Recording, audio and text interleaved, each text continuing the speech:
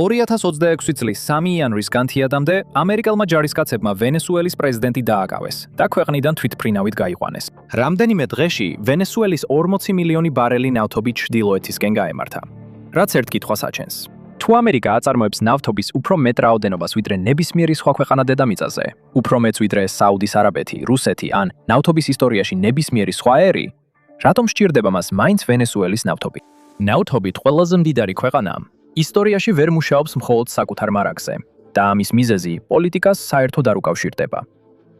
ეს ყველაფერი უკავშირდება გეოგრაფიას, ქიმიას და ინფრასტრუქტურულ გადაწყვეტილებებს, რომლებიც 50 წლის წინ მიიღეს და რომლის შეცვლაც არავის სურს. 2025 წელს ამერიკულმა ჭაბურღილებმა ყოველდღიურად რეკორდული რაოდენობის 13.6 მილიონი ბარელი ნედლი ნავთობი ამოიღეს.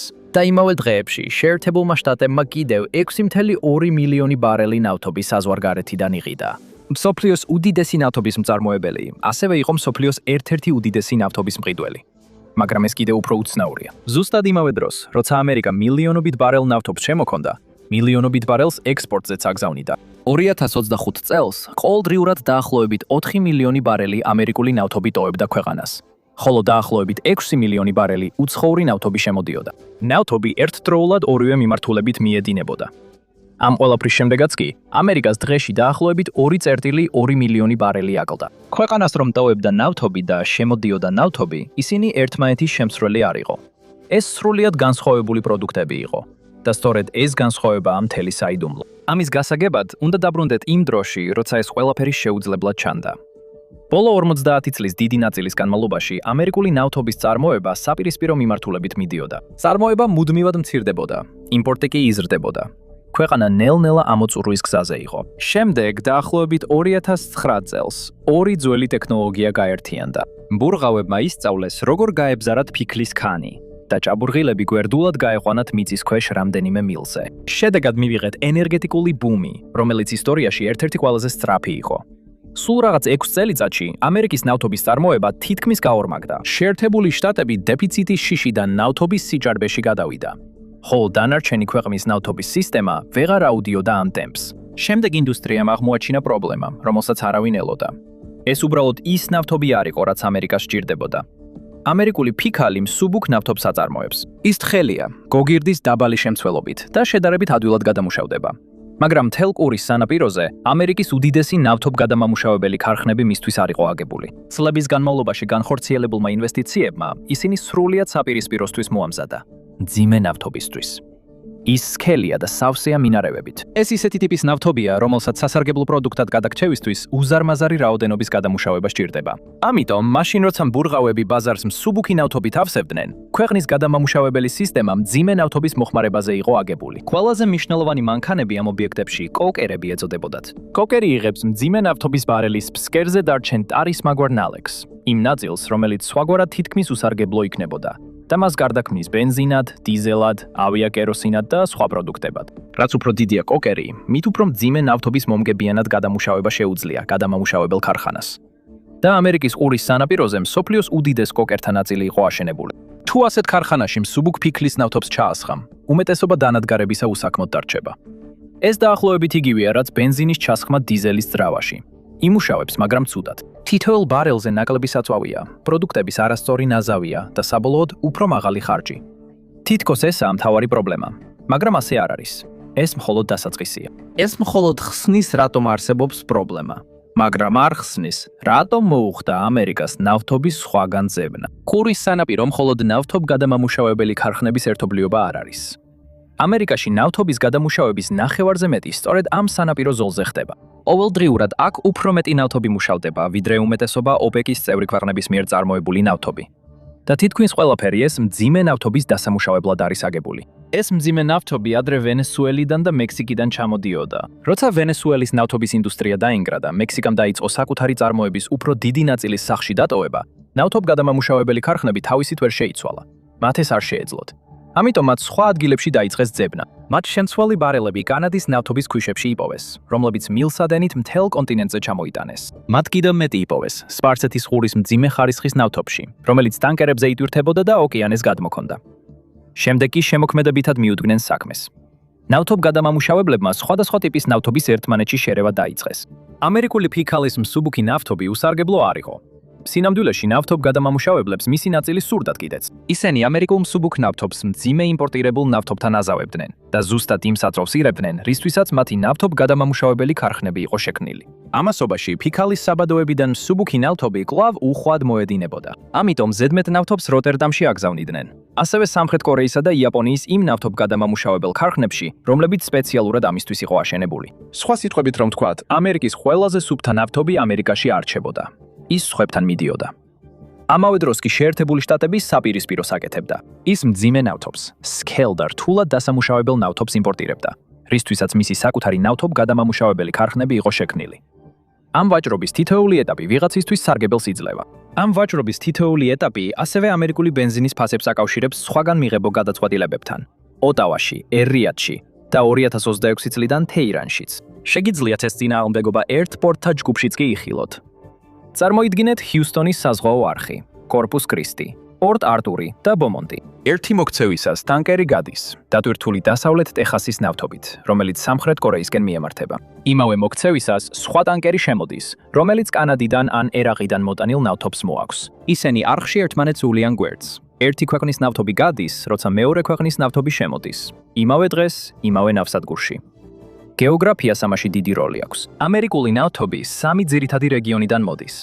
ყველაზე დიდი პერმიანის აუზია, რომელიც დასავლეთ ტეხასსა და სამხრეთ-აღმოსავლეთ ნიუ-მექსიკოშია გადაჭიმული. ხოლო ეს რეგიონი აწარმოებს თითქმის ნახევარ ამერიკულ ნედლ ნავთობს, დაახლოებით 6.6 მილიონ ბარელს დღეში. შორს ჩრდილოეთით, ალბერტაში მდებარეობს ნავთობიანი ქვიშები და მათ შორის გადის მილსადენების ქსელი, რომელიც ყველაფრის ერთმანეთთან დაკავშირებას უნდა უზრუნველყოფდა.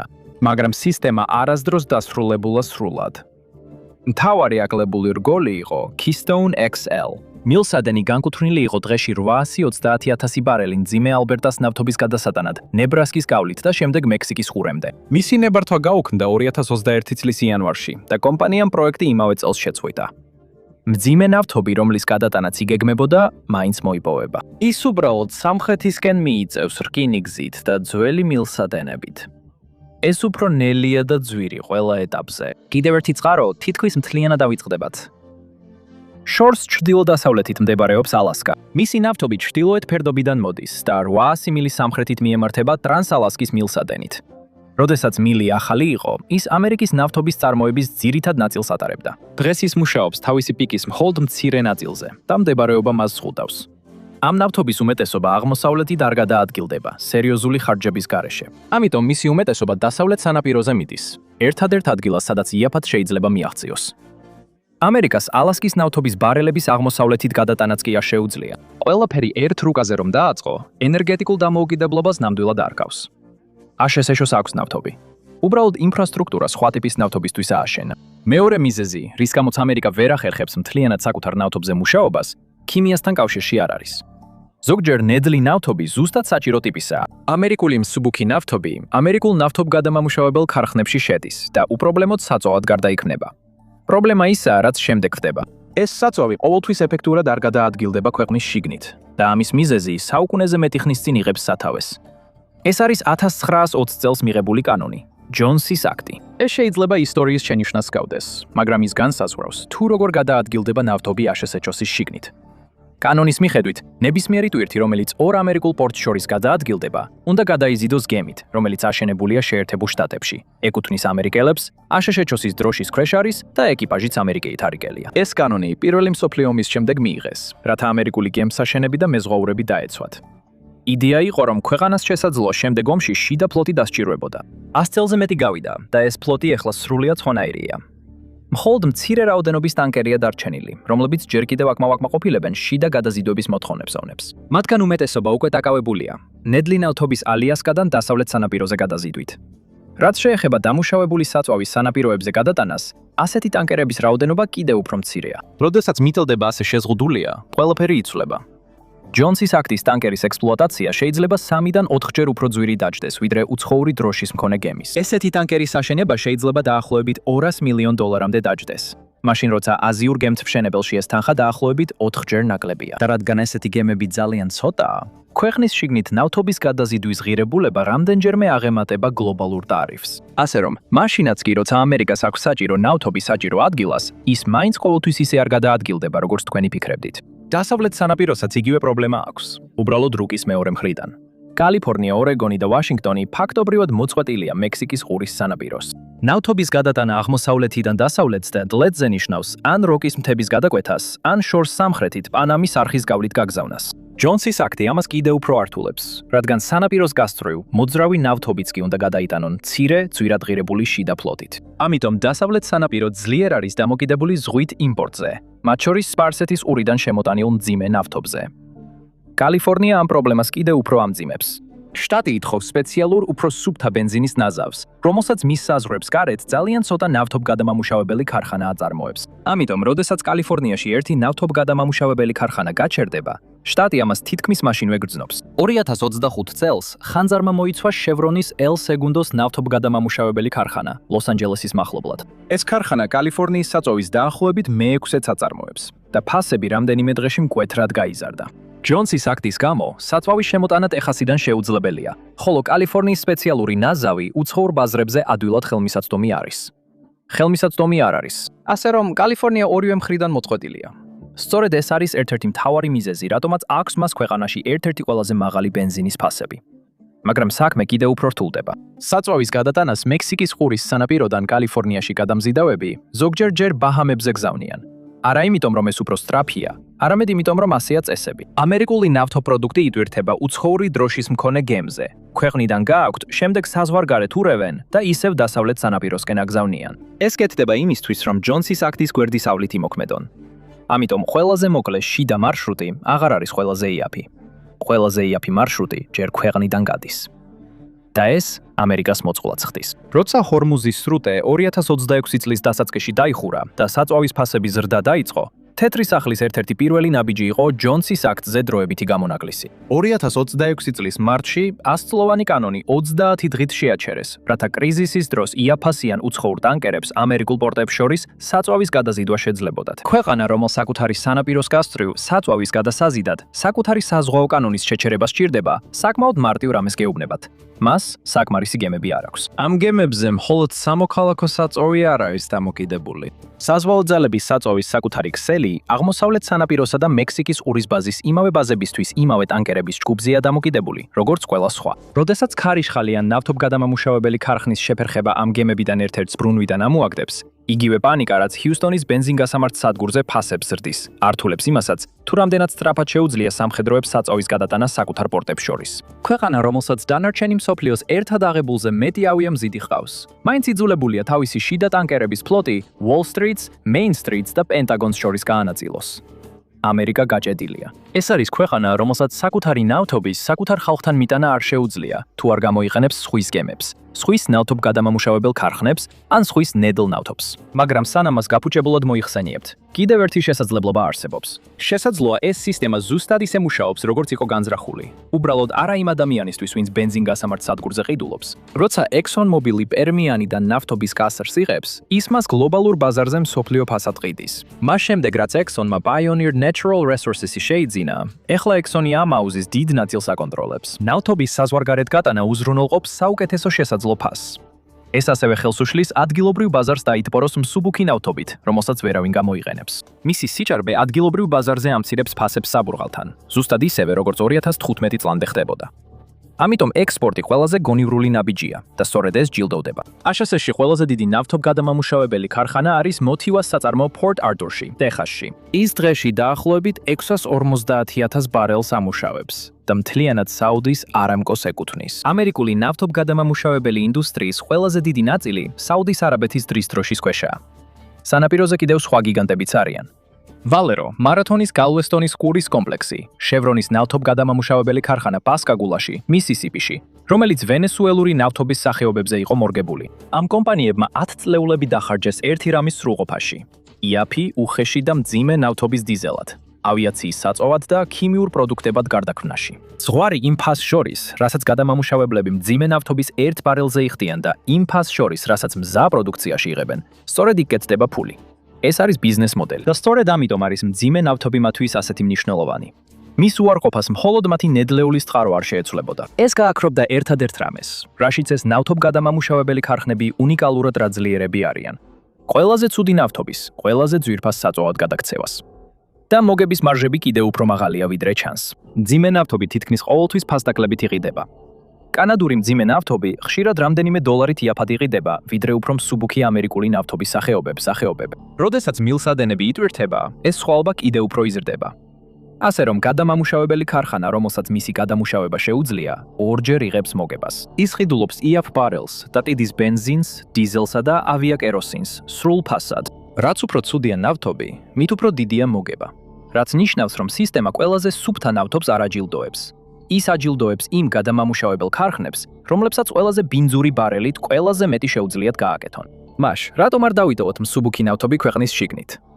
თუ ფიქალის ნავთობი ამერიკული გადამამუშავებელი ქარხნებისთვის არ არის შესაფერისი და ქვეყანა ისედაც აგზავნის მას საზღვარგარეთ, აშკარა გამოსავალი მარტივია. შეწყვიტეთ ექსპორტი. აიძულეს სისტემა გამოიყენოს ის, რაც უკვე აქვს. საქმე ისაა, რომ ამერიკამ ეს უკვე სცადა. 1975 წლიდან 2015 წლის დეკემბრამდე ნედლი ნავთობის ექსპორტი ფაქტობრივად მთლიანად აკრძალული იყო. ეს კანონი 1970-იანი წლების ნავთობის შოკების შედეგად მიიღეს. სპეციალურად იმისთვის, რომ ამერიკული ნედლი ნავთი გაეთქნავთობი არ გაეტანათ ქვეყნიდან იმ დროს, როცა ამერიკელები ბენზინგასამართ სადგურებზე რიგში იდგნენ. 4 წლეულის განმავლობაში ეს აკრძალვა ძალაში იყო. შემდეგ კი ფიქალის ბუმმა მას ბოლო მოუღო. 2010-იანი წლების დასაწყისისთვის ბურღავი კომპანიები უფრო მეტ მსუბუქ ნავთობს აწარმოებდნენ, ვიდრე ქვეყნის შიგნით არსებული გადამამუშავებელი სისტემა იყენებდა. ნავთობს გასავალი აღარ ჰქონდა, საცავები ივსებოდა. ჭაბურღილთან ფასები ვარდნას იწყებდა, მაშინაც კი როცა დანარჩენი მსოფლიო იმავე ბარელისთვის ბევრად მეც იხდიდა. მწარმოებლები ნავთობს ინახავდნენ, რომელსაც ვერ ყიდნენ იმ ფასად, რომ ბურღვა ღირდეს. ამიტომ 2015 წლის დეკემბერში კონგრესმა აკრძალვა მოხსნა. ეს ზუსტად ისე იმუშავა, როგორც იყო განზრახული. ამერიკულმა ფიქალის ნავთობმა გლობალური ბაზარი იპოვა. ფასები დასტაბილურდა. მწარმოებლებმა წარმოა გააგრძელეს. ფიქალის ბუმს, რომელმაც ამერიკამ მსოფლიოს უდიდეს ნავთობწარმოებლად აქცია, გადარჩენისთვის ეს ექსპორტის სარქველი სჭირდებოდა. მაგრამ ამან ასევე გაამყარა ეს შეუსაბამობა. მას შემდეგ, რაც ამერიკულ მსუბუქ ნავთობს მომგებიანი ბაზარი გამოუჩნდა, აღარ იყო ზეწოლა იმ ნავთობ გადამამუშავებელი ქარხნების გასაუმჯობესებლად, რომლებიც მას ვერ იყენებდნენ. რატომ დახარჯო 2 მილიარდი დოლარი და 10 წლეული ბომონტის ქარხნის გადაკეთებაში, როცა ნავთობი უბრალოდ როტერდამში მიემგზავრება და იქ უკეთეს ფასად იყიდება ვიდრე სახლში. ეხლა ემბარგოს აღდგენა ქიმიის პრობლემას ვერ მოაგვარებდა. ეს უბრალოდ დააგდებდა ფასს, რომელსაც ფიქლის ნავთობის მწარმოებლები იღებენ თავიანთ ნავთობზე. რადგან შიდა ბაზარზე ზედმეტი მიწოდების ასათვისებლად ადგილი არ იქნებოდა. 2015 წლის გადაწყვეტილება უმარტივესი გამოსავალი იყო და როგორც კი ეს გზა აირჩიეს, ნავთობგადამამუშავებელი ქარხნების მოწესრიგება აღარ იყო სასწრაფო. ეს განუსაზღვრელი ვადით ვიღაცა სხვის პრობლემად იქცა. მექსიკის ყურის სანაპირო ასევე მსოფლიოს ერთ-ერთი უდიდესი ქიმიური ჰაბია. მთელი სისტემა მუშაობს იმაზე, რაც მძიმე ნავთობის გადამუშავების შემდეგ რჩება, ასევე იაფ ფიქლის გაზზე. ისევ იგივე კომპლექსები, რომლებიც ნავთობს დიზელად გარდაქმნიან, ამარაგებენ დანადგარებს, რომლებიც პლასტმასისა და სასუქის საწყის კომპონენტებს აწარმოებენ. ნედლეული შორეული სანაპიროებიდან არ მოდიოდა. ისინი უკვე იქ იყო. მილსადენით და ტანკერით ჩამოდიოდა. თუ შეცვლი ნავთობის ტიპს, რომელიც გადამუშავების ქარხანაში შედის, მხოლოდ ბენზინს არ ცვლი. ყველაფერს ცვლი, რაც მისგან მიიღება. პლასტმასი, სასუქი, აგრეთვე სოფლის მეურნეობის ზოგიერთი ნაწილი. გადამამუშავებელი ქარხანა დამოუკიდებელი ობიექტი არ არის. ის ბევრად უფრო დიდი ინდუსტრიული ჯაჭვის საწყისი წერტილია. მაშ, რატო აშენეს ეს ყველაფერი ასე? 1970-იან და 80-იან წლებში გადამამუშავებელი ქარხნები დიდ ინვესტიციებს დებდნენ ისეთ მოწყობილობებში, როგორიცაა კოქსირების დანადგარები. ინდუსტრია თვლიდა, რომ მარტივად მოსაპოვებელი მსუბუქი ნავთობი ეტაპობრივად ქრება. მომავალი მძიმე ნავთობს ეკუთვნოდა. ასე რომ, მილიარდები დაიხარჯა გადამამუშავებელი ქარხნების გადაკეთებაში, სწორედ ასეთი ტიპის ნავთობის დასამუშავებლად. და გარკვეული დროის განმავლობაში ისინი მართლები იყვნენ. შემდეგ დაიწყო ფიქლის ბუმი. ეს მხოლოდ ახალ მიწოდებას არ ამატებდა. მან მთლიანად შეცვალა მიწოდების ტიპი. გადამამუშავებელი ქარხნები არ ჩავარდნენ. ისინი უბრალოდ მოამზადეს ისეთი სამყაროსთვის, რომელიც არ მოვიდა. და ახლა, ამ ქარხნების ყველაზე ძვირადღირებული ნაწილები ვერ მოიხსნება ისე, რომ არ დაინგრეს ეკონომიკური ლოგიკა, რომელიც ამ სისტემას ამყარებს. ეს ფულის საკითხი გახდა. როცა ExxonMobil-მა გადაწყვიტა, რომ ბომონტის გადამამუშავებელ ქარხანაში მსუბუქი ნავთობის დამუშავების შესაძლებლობა დაემატებინა, მან ერთი ახალი დანადგარი ააშენა. მისი მეტსახელი იყო ბლეიდი. და ეს 2 მილიარდი დოლარი დაჯდა. იდეა 2014 წელს გაჩნდა და მხოლოდ 2023 წლის დასაწყისში ამოქმედდა. თითქმის 10 წლეული დასჭირდა და დღეში მხოლოდ 250,000 ბარელი დაემატა. და ეს ყველაზე მარტივი ვარიანტი იყო. მან მხოლოდ მსუბუქი ნავთობის დამუშავების სიმძლავრეები დაამატა. ძიმე დამუშავების დანადგარების ამოღების გარეშე. რთული ვარიანტი ნიშნავს 50-ზე მეტი მთავარი ნავთობგადამამუშავებელი ქარხნის დაშლასა და თავიდან აშენებას. ამ სამუშაოს სავარაუდო ღირებულება 300 მილიარდი დოლარი იქნებოდა და დასრულებას 10-დან 15 წლამდე დასჭირდებოდა. არც ერთი კერძო კომპანია დედამიწაზე ესე თანხას ნებაყოფლობით არ გადაიხდიდა. და ფედერალურ მთავრობას არასოდეს დაუფინანსებია კერძო ინდუსტრიული აღდგენა ამ მასშტაბის. შემდეგ არის პროდუქციის ნაზავი. ძიმე ნავთობი მხოლოდ გადამამუშავებელ ქარხნებს არ ამარაგებს. ის განსაზღვრავს, რას მიიღებს ქვეყანა რეალურად ამ ქარხნებიდან. თუ ძიმე ნავთობს გადაამუშავებ, მიიღებ მეტ დიზელს, ავიაკეროსინს და საზღვაო საწვავს. ასევე მიიღებ ქიმიურ ნედლეულს, რომელიც პლასტმასისა და სასუქის წარმოებაში გამოიყენება. დიზელი ნიშური საწვავი არ არის. სწორედ ის ამოძრავებს ეკონომიკას. ის იმ სატვირთოებშია, რომლებიც Walmart-ს და Amazon-ს მარაგებს აწვდიან. დიდ დაბლობებზე კომბაინებში და ცაში მფრინავ თვითმფრინავებში. სუბუქი ნავთობი კი საწარმოო პროცესს ბენზინისკენ მიმართავს. თუ მთელი სისტემა ასე იმუშავებს, დიზელი და ავიაკეროსინის სწორედ იმ დროს დეფიციტური გახდება, როცა ტრანსპორტი, სოფლის მეურნეობა და ავიაცია ყველაზე მეტად არიან მათზე დამოკიდებული. ეს გავლენა მხოლოდ ნავთობგადამამუშავებელი ქარხნის გარებში არ რჩება. ის აისახება სასურსათო ფასებზე, გადაზიდვის ხარჯებსა და ავიაბილეთებზე. მთელი ინდუსტრია ამ ეფექტებს გრძნობს. ლეონდელ ბასელმა 2023 წლის ბოლოს დახურა თავისი 264,000 ბარელი დღიური ჰიუსტონის ნავთობგადამამუშავებელი ქარხანა გაყიდვის წარუმატებელი მცდელობების შემდეგ. Philips 66 კი ხურავს თავის ლოს-ანჯელესის ნავთობგადამამუშავებელ ქარხანას. 2020-დან აშშ-მ დაახლოებით 1,000,000 ბარელით დღიური გადამამუშავებელი სიმძლავრე დაკარგა. როდესაც ნავთობგადამამუშავებელი ქარხანა იხურება, ეს მუდმივია. ამიტომ ახალი ნავთობის ნაზავისთვის ხელახლა აშენების ნაცვლად, სისტემა იმაზე კონცენტრირდება, რაც უკვე იცის როგორ დაამუშავოს. ეს კი გვიყვანს ამერიკული ენერგეტიკის ყველაზე მნიშვნელოვან ურთიერთობამდე. კანადა ახლა ამარაგებს აშშ-ის ნავთობის იმპორტის ნახევარზე მეტს, ზოგიერთ წელს კი 60%-ზე მეტსაც. ამ ნავთობის უმეტესობა მძიმე ნავთობია, ქრიშის ნედლი ნავთობია. ზუსტად ის, რისთვისაც მექსიკის ყურის სანაპიროსა და შუა დასავლეთის გადამამუშავებელი ქარხნებია შექმნილი. წლების განმავლობაში პრობლემა მოთხოვნა არ იყო. პრობლემა იყო საკმარისი ნავთობის კანადიდან გამოტანა. ეს შეიცვალა 2024 წლის მაისში. Trans Mountain-ის გაფართოება გაიხსნა წლების დაგვიანებისა და დაახლოებით 34 მილიარდი კანადური დოლარის გადაჭარბებული ხარჯების შემდეგ. მან თითქმის გაასამაგა მილსადენის გამტარუნარიანობა. დაახლოებით 300,000 ბარელიდან დღეში 890,000-მდე. მაგრამ ყველაზე მნიშვნელოვანი დეტალი ისაა, თუ რა მიმართულებით მიედინება იგი. ის დასავლეთისკენ მიედინება, ვანკუვერთან ახლოს მდებარე საზღვაო ტერმინალამდე და არა სამხრეთისკენ, შეერთებული შტატებისკენ.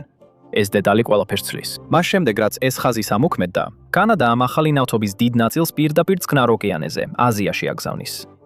მისი ექსპორტი შეერთებული შტატების გარეთ მყიდველებთან მკვეთრად გაიზარდა. ქვეყანამ, რომელზეც ამერიკული სისტემა არის დამოკიდებული, თავისთვის უკანაკარი აიშენა და უკვე დაიწყო მისი გამოყენება. ვაშინგტონსა და ოტავას შორის სავაჭრო დაპირისპირებებმა და ტარიფებმა ძველი ურთიერთობა გააფუჭა. მიწოდების ჯაჭვი პოლიტიკის მიმართ უფრო მოწყვლადი გახდა. მექსიკა, მძიმე ნავთობის კიდევ ერთი ტრადიციული მომწოდებელი. იგივე მიმართულებით მიედინება, თუმცა სხვა მიზეზების გამო. Pemex-ი აკვირდება, როგორ იკლებს მისი მოძველებული საბადოები. და ახლა მისი მძიმე ნავთობის უფრო დიდი ნაწილი მექსიკაში რჩება, რათა ადგილობრივი ნავთობგადამამუშავებელი ქარხნები მოამარაგოს. შედეგად ექსპორტისთვის ნაკლები რჩება. მაგრამ ეს მხოლოდ მექსიკის ყურის სანაპიროს ამბავი არ არის. კანადური ნავთობის უმეტესობა ტეხასში არასდროს აღწევს. ის ამერიკის შუა დასავლეთში მიედინება. BP-ის გიგანტური Whitingis ქარხანა მიჩიგანის ტბის სანაპიროზე. რეგიონში ყველაზე დიდი ნავთობგადამამუშავებელი ქარხანაა. ის თავიდან ააშენეს, რათა კანადური ნავთობქვიშების მძიმე ნავთობი დაემუშავებინა. ასე რომ, როდესაც სავაჭრო ომი იწყება, ხარჯი მხოლოდ ქაღალდზე არ რჩება. ტარიფები კანადურ ენერგიაზე ვრცელდება და ეს თანხა ბენზინგასამართ სადგურზე ფასში აისახება. და ამის მიზეზიც არსებობს. ყველა, ვისაც ამის შეცვლის ძალა აქვს, მოგებულია. შეილური ნავთობის მწარმოებლები, მძიმე ტექნიკით მომუშავე გადამამუშავებლები, სავაჭრო კომპანიები, ჯონსის აქტით შენარჩუნებული მცირე რაოდენობის გემსაშენი ქარხნები, ქიმიური კომპანიები, ყველა ისინი განლაგებულია მექსიკის ყურის სანაპიროზე. თითოეული მათგანი ორგანიზებული ჯგუფია, ფულით, ლობისტებით და მაგიდასთან საკუთარი ადგილით. და ამ სისტემის თითოეული ნაწილი უსაფრთხოების სახელით გაიყიდა. ნავთობი ქვეყანაში დავტოვოთ, გემები ამერიკული იყოს. გადამამუშავებელი ქარხნები მუშაობდეს. როცა ეს სისტემები უკვე მოქმედებს, მათგან რომელიმეს შეცვლა ნიშნავს, რომ ვიღაცა აშკარა ზარალს მიიღებს. ამიტომ ყველაფერი უცვლელად რჩება. ის ადამიანები, ვინც სარგები იღებს, მხოლს იღებს მხოლოდ შერჩეული ჯგუფია. ხარჯები კი დანარჩენ ყველა ადამიანზე ნაწილდება. უმეტეს შემთხვევაში ეს ყველაფერი შეუმჩნეველია. ნავთობი გადაადგილდება, გადამუშავების ქარხნები მუშაობს, ბენზინგასამართი სადგურები სავსეა და სისტემა ჩვეულებრივი ცხოვრების ფონზე შეუმჩნევლად მუშაობს. ოჰაიოში ბაკის ავსებისას ამაზე არავინ დაფიქრდება. შემდეგ სადღაც მსოფლიოში რაღაც ირღვევა და მთელი სისტემა ერთდროულად რეაგირებს. ამ ეპოქის პირველი დიდი გამოცდა 2022 წლის თებერვალში იყო, როდესაც რუსეთმა უკრაინაში შეიჭრა. ამერიკის ნავთობის წარმოება მაშინდელ რეკორდულ მაჩვენებელთან, დღეში 11.6 მილიონ ბარელთან ახლოს იყო. 4 თვის განმავლობაში ბენზინის ეროვნული საშუალო ფასი გადააჭარბა $5 გალონზე, რაც ყველაზე მაღალი მაჩვენებელი იყო ისტორიაში. პოლიტიკოსებმა პრესკონფერენციები გამართეს ბენზინგასამართ სადგურებთან და ნავთობის კომპანიების ხელმძღვანელები კონგრესში დაიბარეს. ამ ყველაფერს მნიშვნელობა არ ჰქონდა. ამერიკაში საწოვის ფასი გლობალურ მარჟაზეა დამოკიდებული. და როცა ეს მარჟა ომში ერთვება, თვება მთელი ბაზარი ერთდროულად იცვლება. რეკორდული წარმოება ქვეყანაში. ამერიკელ მძღოლს აღმოსავლეთ ევროპაში სატანკო ბრძოლისგან ვერ იცავდა. ამერიკული ნავთობის ფასი განისაზღვრება ეტალონით, რომელსაც დასავლეთ ტეხასის ინტერმედიატი, ანუ WTI ეწოდება. ის დაკავშირებულია საცავის კვანძთან ქუშინგში, ოკლაჰომაში, სადაც მილსადენები იკვეთება და ბარელებს ზომავენ. სხვა მთავარი ეტალონი არის ბრენდი, რომელიც დაკავშირებულია ჩრდილოეთის ზღვის ძველ საბადოებთან. შეერთებულ შტატებში თითქმის ყველა ბარელის ფასი ამ ორ მაჩვენებელზეა მიბმული და ეს მაჩვენებლები მოძრაობს მიწოდებისა და მოთხოვნის მიხედვით მთელ მსოფლიოში. ასე რომ, როცა ომი ბაზარს აშინებს, მაჩვენებლები იზრდება და ეს ზრდა მომხმარებლების ჯიბეებში აისახება. კანზასში მდებარე ბენზინგასამართი სადგური არასდროს ამოწმებს რას აწუთის ტეხასის ჭაბურღილი იმ დილით. ის ფასს ადგენს გლობალური მაჩვენებლით, ლური მაჩვენებლით, რომელიც ათასობით მილის მოშორებით განისაზღვრება. აი რატომ მოძრაობს ტეხასში ამოღებული ბარელი და საუდის არაბეთში ამოღებული ბარელი ერთნაირად, მიუხედავად იმისა, რომ მათ შორის ოკეანეა. როდესაც ფასები 2022 წელს მკვეთრად გაიზარდა, ქვეყანამ სტრატეგიულ ნავთობის რეზერვს მიმართა. ეს არის ასობით მილიონი ბარელი ნედლი ნავთობი, რომელიც მიწის ქვეშ ინახება უზარმაზარ მარილის მღვიმეებში. ტეხასისა და ლუიზიანას ყურის სანაპიროს ქვეშ. ეს ერთგვარი ეროვნული საცავია, რომელიც სავსე მდგომარეობაში 700 მილიონ ბარელზე მეტ ნავთობს ინახავს. 2022 წელს ბაიდენის ადმინისტრაციამ დაახლოებით 180 მილიონი ბარელი გამოუშვა, რათა უკრაინაში შეჭრის შემდეგ პანიკა შეემსუბუქებინა.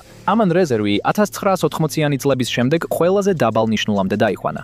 მას შემდეგ ნაწილობრივ შეივსო და ახლა დაახლოებით 365 მილიონ ბარელს შეადგენს.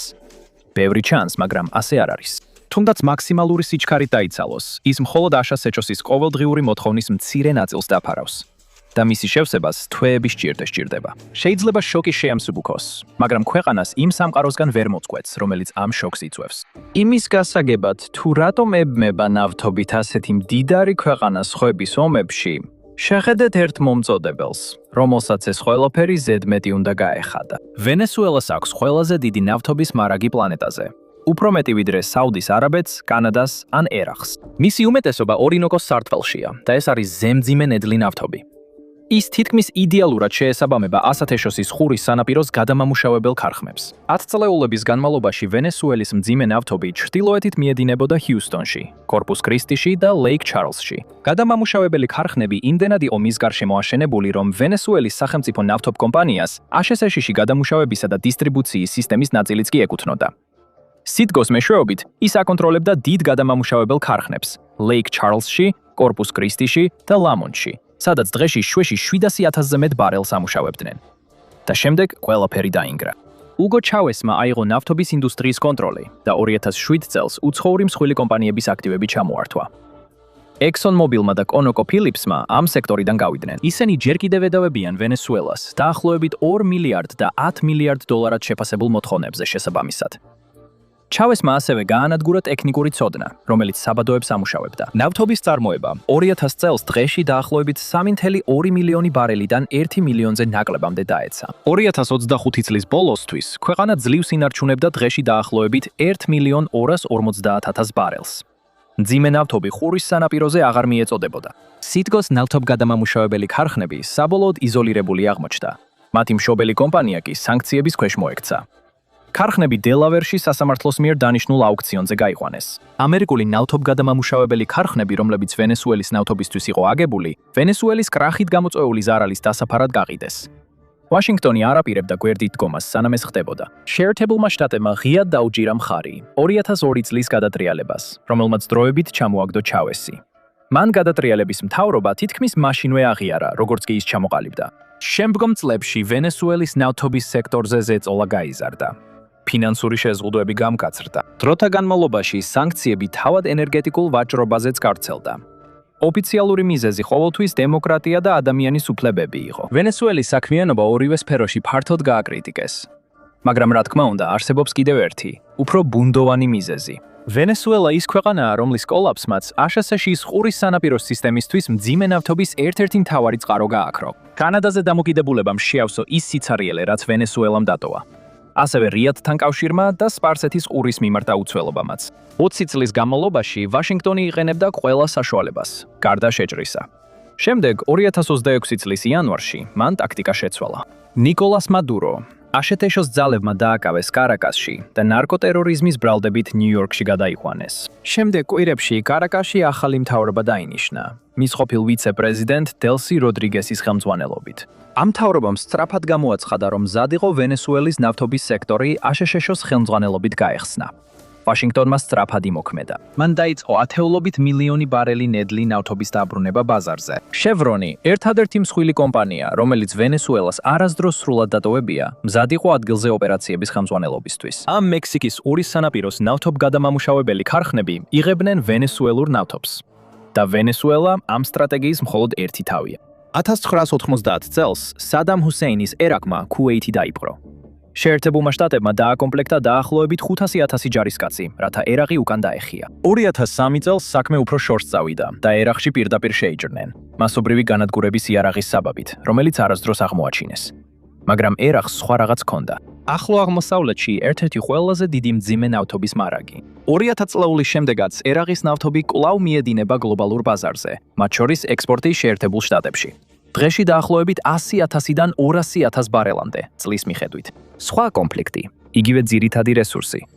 და ორივე შემთხვევაში ნავთობის მოძრაობა არასდროს შეჩერებულა.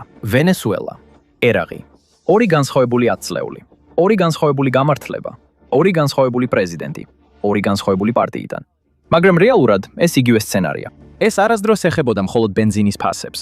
კარაკასში არსებული ჯგუფი, 900,000 ჯარისკაცი გაგზავნილი სპარსეთითის ყურეში, სანქციები, რომლებმაც მთელი ეროვნული ნავთობკომპანია ჩამოაგდეს.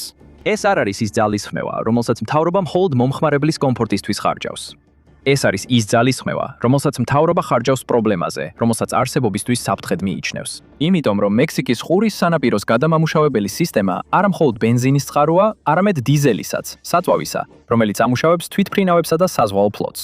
აშშ-ის შეიარაღებული ძალები ყველაზე დიდი ინსტიტუციური საწვავის მომხმარებელია პლანეტაზე. მნიშვნელოვანი ნაწილი იმისა, რაც მათ მუშაობას უზრუნველყოფს, სწორედ იმ მძიმე ნავთობის ნაზავებიდან იწარმოება, რაზეც მთელი ეს ამბავი იყო. ასე რომ, როდესაც ვაშინგტონი მძიმე ნავთობის მომწოდებელს კარგავს, ის უბრალოდ მომწოდებელს არ კარგავს.